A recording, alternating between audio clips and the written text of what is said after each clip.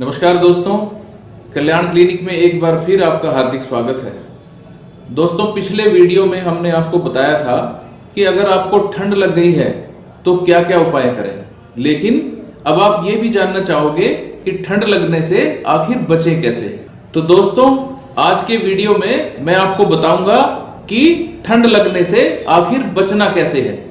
Number 1, ये तो आप सबने सुना होगा कि ठंड या तो आते हुए बीमार करती है या फिर जाते हुए। इसका मतलब इसी समय में हमें ठंड से बचने के सारे उपाय अपनाने होंगे। जैसे जब ठंड जाने का समय होता है, यानी लगभग 15 फरवरी के आसपास, तो अभी तक जो जो कपड़े आप पहन रहे थे उनकी संख्या धीरे धीरे ही कम करें। एकदम से गर्मी वाले कपड़े पहनना शुरू ना करें। नंबर 2, ठंड आते वक्त यानी लगभग 15 नवंबर के आसपास हमें अपने खान पान में भी थोड़ा बदलाव करने की जरूरत पड़ती है। यानी हमें अपने खान पान में और कपड़े पहनने में भी थोड़ा बदलाव जरूर कर लेना चाहिए। जैसे फ्रिज में रखा हुआ सामान कोई भी डायरेक्ट एकदम निकाल कर ना खाएं और कपड़े पहनने में भी आलस ना करें।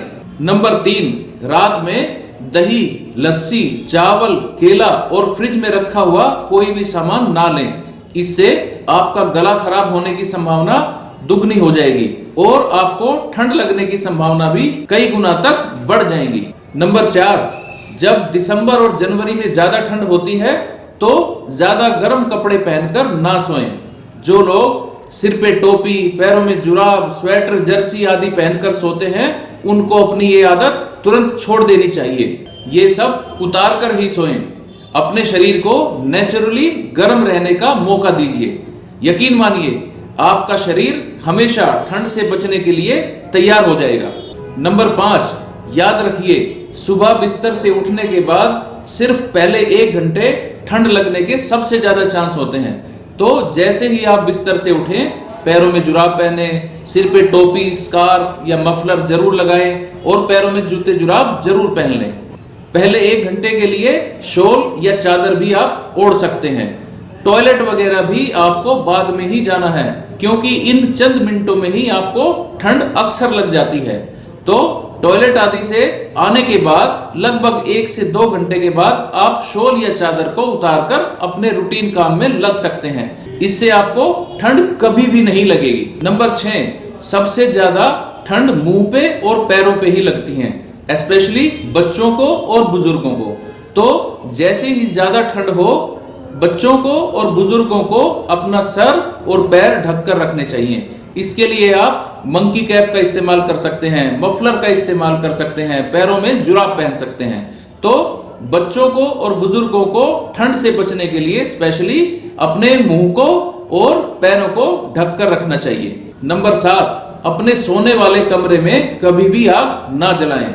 अपने कमरे में अंगीठी या रूम हीटर का प्रयोग कभी भी ना करें। कमरे से बाहर ड्राइंग रूम में या और किसी जगह पे आप इसका इस्तेमाल कभी कभी कर सकते हैं, लेकिन याद रखिए, इसका रोजाना इस्तेमाल ना करें। अपने शरीर को इसका आदी ना बनाएं। नंबर 8, स्पेशली दिसंबर और जनवरी के महीने में बहुत जल्दी सुबह उठकर मॉर्निंग वॉक के लिए ना जाएं। ये हार्ट पेशेंट के लिए सबसे ज्यादा जरूरी है। बुजुर्गों को और बहुत छोटे बच्चों को भी सुबह जल्दी उठकर बाहर नहीं आना चाहिए। इसके बजाय आप थोड़ा सा देर से घूमने के लिए निकल सकते हैं या फिर इवनिंग वॉक रेगुलरली कर सकते हैं। इसके लिए आप घर में ट्रेडमिल को भी एक बेहतर विकल्प के रूप में इस्तेमाल कर सकते हैं। नंबर 9, मुंह पर डायरेक्ट तेज हवा लगने से हमेशा बचें। जैसे बस में, कार में, ट्रेन में, स्कूटर पे।